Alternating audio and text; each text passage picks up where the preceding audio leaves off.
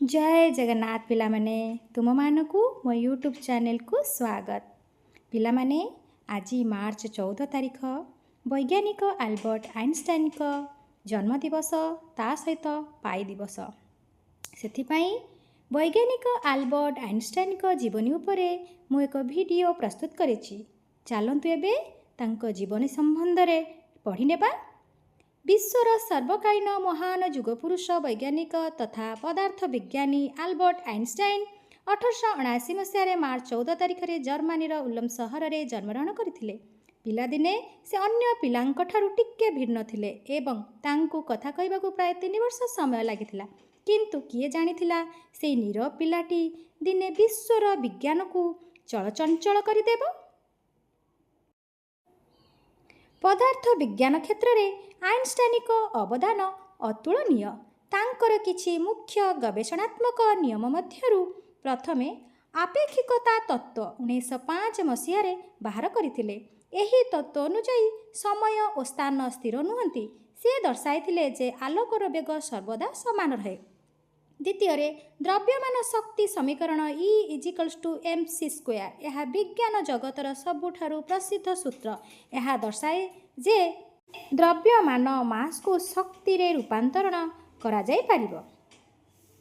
3 photo electric effect. Einstein प्रमाण करथिले जे आलोक केवल तरंग नुहे बरं यह छोट छोट कणिका बा फोटोन द्वारा गठित। एही आविष्कार पई तांकु 1921 मसीह नोबेल पुरस्कार मिलिथिला।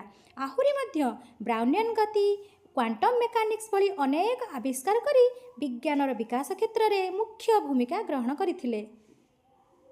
आइनस्टाइन का जन्मदिवस अर्थात मार्च 14 तारिख को पाई दिवस रूपे पालन करा जाए।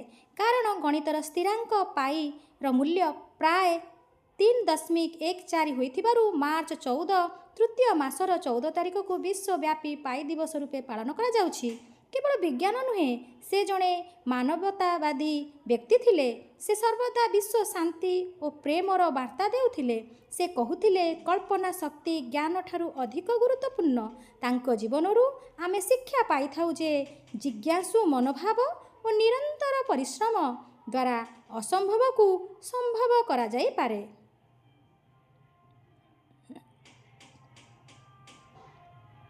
शेषरे 18 एप्रिल 1955 मसीह 76 वर्ष बयस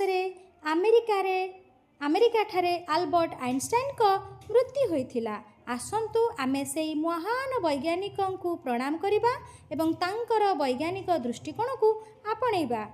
शेषरे मु एति कहिबी, विज्ञान ही शक्ति, ज्ञान ही प्रगति। धन्यवाद।